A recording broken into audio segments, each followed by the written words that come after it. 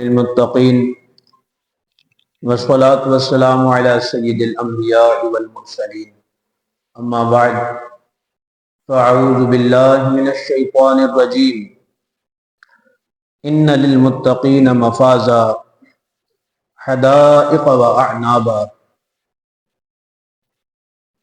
اللہ تبارک و تعالی جل شانہ نے مرنے کے بعد اٹھنا، قیامت کے ہونے پر دلائل قائم فرمائے کہ جب خالق کائنات ان تمام چیزوں کے پیدا کرنے پر قادر ہے تو دوبارہ زندہ پیدا کرنے پر بھی وہ قادر ہے۔ پورا اس صورت کا جو خلاصہ ہے وہ یہی ہے، اس بات کو ثابت کرنا ہے کہ ایک ایسا جہان بھی ہونا ہے کہ جس میں ہر انسان نے اپنے عمل کا حساب دینا ہے، اور پھر جو گناہگار ہیں، جو دنیا میں اللہ کی نافرمانی کرتے رہے، ان کے عذاب کا ذکر فرمایا۔ اس کے بعد ان نیک متقی اور پرہیزگاروں کے اجر کا اللہ تبارک و تعالی ذکر فرما رہا ہے، جنہوں نے اپنی زندگی اللہ تعالیٰ کی فرمان برداری میں، عبادت میں اور نیکیوں میں گزاری۔ تو ارشاد فرمایا ان للمتقین مفازا، بے شک نیک لوگوں کے لیے، متقین کے لیے کامیابی ہے۔ حدائق واعنابا، اب وہ کامیابی کیا ہے؟ باغات ہیں، واعنابا اور انگور ہیں، وکواعب اترابا اور نوجوان ہم عمر لڑکیاں ہیں جو اہل جنت کی خدمت کے لیے نعمت کے طور پہ اللہ تبارک و تعالیٰ نے عطا فرمائے گا۔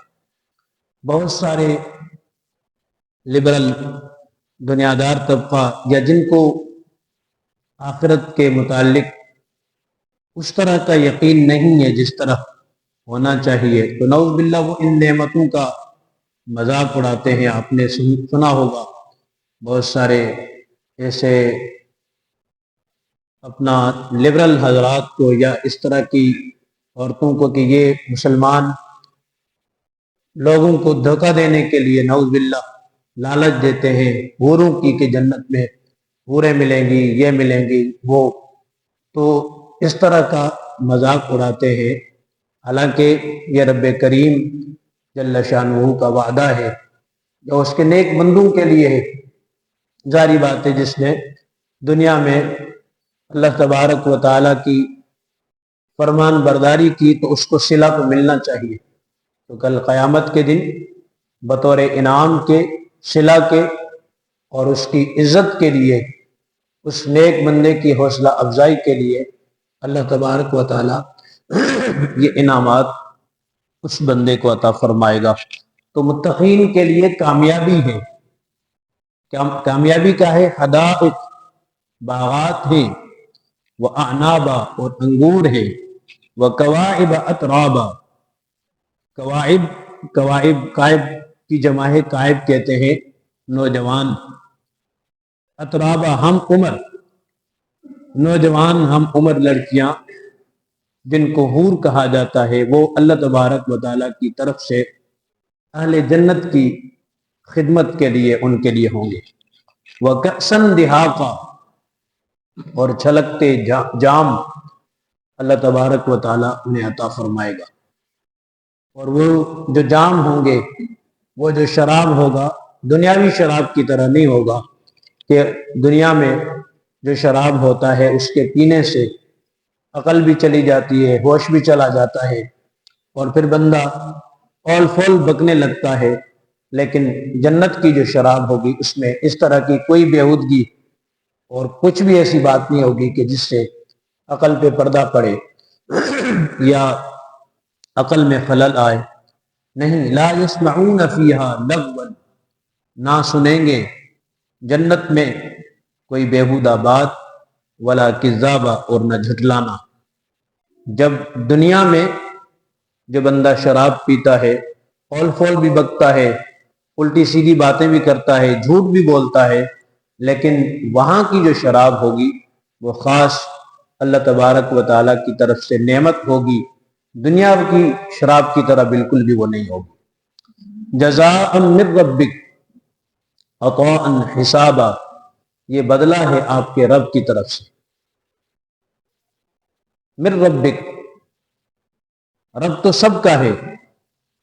اللہ تبارک و تعالی اپنے حبیب سے محبت کا اظہار دے کے کس طرح فرما رہا ہے؟ یہ نہیں فرمایا کہ من رب العالمین، جزاء من رب العالمین، صرف اللہ کے حبیب علیہ الصلوۃ والسلام کا تو رب نہیں ہے، لیکن اللہ تبارک و تعالیٰ کا اپنے محبوب سے جو تعلق ہے، جو محبت ہے، اور محبوب اور محب کا جو تعلق ہے، اس کا اظہار قرآن مجید میں آپ کو کئی مقامات پر بار بار ملے گا۔ جزاء من ربک، یہ بدلہ ہے آپ کے رب کی طرف سے۔ تو اللہ تبارک و تعالیٰ نے رب کی نسبت اپنے حبیب کی طرف کی، حالانکہ وہ تو سب کا رب ہے۔ تو اس نسبت میں رب کی، حضور کی طرف نسبت، اس میں خاص ایک محبت کا اظہار بھی ہے۔ تو یہ بدلہ ہوگا من ربک، آپ کے رب کی طرف سے، عطاء حسابا، کافی اللہ تعالیٰ کی طرف سے یہ عطا ہے جو اہل جنت کو ملے گی۔ رب السماوات والارض وما بینہما، آسمانوں کا جو رب ہے، زمین کا اور جو کچھ ان کے درمیان، ان تمام کا رب ہے، یہ بدلہ اہل جنت کو اس رب کی طرف سے ملے گا۔ الرحمن، وہ رب جو رحمان ہے، بڑا ہی مہربان ہے۔ لا یملکون منہ خطابا، نہ مالک ہوں گے اللہ سے بات کرنے کی، کسی کو اختیار نہیں ہوگا، کوئی قادر نہیں ہوگا کہ اللہ کے سامنے، اللہ کے حضور کل قیامت کے دن بات کر سکے۔ اس آیہ مبارکہ میں کفار کی اس بات کو بھی رد کیا گیا۔ وہ کہتے تھے کہ اگر ہمیں، ایک تو قیامت ہونی نہیں ہے، لیکن اگر ہو بھی گئی تو کل قیامت کے دن ہمارے بت ہماری سفارش کریں گے، اور جس طرح دنیا میں ہم عیش و عشرت والی زندگی گزارتے ہیں، اگر بالفرض قیامت قائم ہوئی بھی اور وہاں کا جہان ہوا بھی تو وہاں بھی ہم عیش و عشرت میں گزاریں گے۔ تو اللہ نے فرمایا لا یملکون منہ خطابا، وہ قیامت کا اتنا ہولناک دن ہوگا کہ کسی کو بھی مجال ہوگی کہ اللہ سے بات کریں۔ لا یملکون منہ خطابا، نہیں مالک ہوں گے اس سے بات کرنے کی، کسی کو اختیار نہیں ہوگا، کسی میں جرت نہیں ہوگی اللہ کے سامنے بات کرنے کی۔ ہاں الا، آگے اس کو اللہ تعالیٰ نے فرمایا ہے، کس کو اختیار ہوگا، کون بات کر سکے گا، اس کو اللہ تعالیٰ نے آگے بیان فرمایا ہے۔ تو لا یملکون منہ خطابا، نہیں مالک ہوں گے اللہ سے بات کرنے کی۔ کون؟ کب؟ یوم یقوم الروح، جس دن کھڑا ہوگا جبریل امین والملائکہ اور دوسرے فرشتے، صفاً، صف باندھ کر، سب اللہ کے حضور، اللہ کے دربار میں صف باندھ کر کھڑے ہوں گے۔ تمام دوسرے فرشتے، یہاں تک کہ جبریل امین جو تمام فرشتوں کا سردار ہے، وہ بھی اللہ کے ہاں، اللہ کے حضور بات کرنے کی جرت نہیں کر سکے گا، کسی کی سفارش کرے، کسی کے حق میں بولے۔ الا لا یتکلمون، نہیں بات کریں گے، الا من اذن له الرحمن، مگر جس کو رحمان اجازت دے۔ اللہ تبارک و تعالی جس کے لیے اجازت دے گا، جس کو رب کی طرف سے اجازت ملے گی سفارش کرنے کی، بات کرنے کی، تو وہی بات کر سکے گا۔ اور سب سے پہلے سفارش کی، بات کرنے کی جو اجازت ملے گی، میرے اور ہم سب کے آقا حضرت محمد مصطفیٰ صلی اللہ علیہ وسلم کو بات کرنے کی اجازت ملے گی۔ جب حضور اللہ کی بارگاہ میں سفارش کریں گے تب جا کے سفارش کا دروازہ، شفاعت کا دروازہ کھلے گا، پھر سب کے لیے سلسلہ جاری ہوگا۔ علماء اپنے متعلقین کی سفارش کریں گے، چھوٹے بچے اپنے والدین کی سفارش کریں گے، لیکن اس سے پہلے کسی کو مجال، کسی کو جرأت نہیں ہوگی۔ تو جو کافر دنیا میں دندناتے پھر رہے ہیں، متکبر ہو کر غرور کے ساتھ قیامت کا انکار کر رہے ہیں، اور اوپر سے یہ کہتے ہیں کہ اگر ہمیں اٹھایا بھی گیا تو کل قیامت کے دن یہ بت ہماری سفارش کریں گے، ان بتوں کو تو آگ کی جہنم میں جھونک دیا جائے گا۔ رب کے ہاں کسی کو بات کرنے کی مجال اور اختیار نہیں ہوگا۔ جس کو اجازت ملے گی، اور اجازت کن کو ملے گی؟ سب سے پہلے آقا علیہ الصلوۃ والسلام کو، اور پھر وقال صوابا، جس نے درست بات کہی تھی دنیا میں، یعنی جس نے کلمہ پڑھا ہوگا، آقا علیہ الصلوۃ والسلام کے دین کو ماننے والا ہوگا، تو وہ بھی کل قیامت کے دن سفارش کرے گا۔ ایمان کی دولت سے جو محروم ہوا، اس کو کوئی اختیار نہیں ہوگا، خود نہ اپنی جان بچا سکے گا، نہ کسی دوسرے کی جان بچا سکے گا۔ آگے فرمایا ذالک الیوم الحق، یہ سچا دن ہے۔ اس غلط فہمی میں نہ رہنا کہ یہ ایویں کوئی بات کہی جا رہی ہے، یا صرف تمہیں ڈرایا یا دھمکایا جا رہا ہے، ایسی بات نہیں۔ ذالک الیوم الحق، یہ سچا دن ہے اور اس نے ہو کر رہنا ہے۔ فمن شاء اتخذ الی ربہ مآبا، تو جو چاہے اپنے رب کی طرف راستہ اختیار کرے، اور اللہ کے پسندیدہ دین کو تسلیم کرے، مانے، اور اس کے مطابق عملی طور پہ بھی عمل کرے، صرف زبانی نہیں، کیونکہ کامیابی اسی کے لیے ہے جو زبان کے ساتھ ساتھ عملی طور پہ بھی دین اسلام کو اپنائے۔ تو فمن شاء اتخذ، تو جو چاہے اختیار کرے، الی ربہ، اپنے رب کی طرف، مآبا، راستہ، پلٹنا، لوٹنا، اپنے رب کی طرف لوٹنے کو جو اختیار کرے گا اور اسی کے مطابق عمل کرے گا، تو اسی کے لیے کامیابی ہوگی۔ انا انذرناکم عذابا قریبا، بے شک ہم نے تمہیں ڈرایا قریب آنے والے عذاب سے، اور اللہ کے حبیب علیہ الصلوۃ والسلام کا کام بھی یہی تھا، بشیر اور نذیر بن کر آئے۔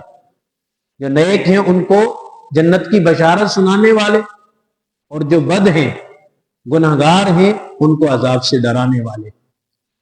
تو جو اللہ کے حبیب علیہ الصلوۃ والسلام کا کام تھا، جو تبلیغ تھی، وہ آقا علیہ الصلوۃ والسلام نے کی۔ انا انذرناکم عذابا قریبا، بے شک ہم نے تمہیں ڈرایا قریب آنے والے عذاب سے۔ یوم ینظر المرء ما قدمت یداہ، اس دن جب قیامت کا دن ہوگا، دیکھے گا آدمی جو کچھ بھی اس کے ہاتھوں نے آگے بھیجا ہوگا۔ ہاتھوں نے آگے سے مراد جو بھی اس نے عمل کیا ہوگا، کل قیامت کے دن وہ عمل دیکھے گا اور اسی کے مطابق اس کو بدلہ ملے گا۔ وَيَقُولُ الْكَافِرُ، اور کل قیامت کے دن کافر کہے گا، یا لیتنی کنت ترابا، آئے کاش میں مٹی ہوتا، میں مٹی بن جاتا۔ جب اللہ تبارک و تعالی قیامت کے دن حساب کے لیے سب کو جمع کرے گا، تو حیوانات کو بھی اللہ تبارک و تعالی حساب کے لیے اکٹھا کرے گا، یہاں تک کہ اگر سینگ والے جانور نے بغیر سینگ والے جانور کو سینگ مارا ہوگا، اس کے ساتھ زیادتی کی ہوگی، اس سے بدلہ لے کر کے تمام حیوانات کو مٹی بنا دیا جائے گا، فنا کر دیا جائے گا، ختم کر دیا جائے گا۔ جب کفار یہ دیکھیں گے،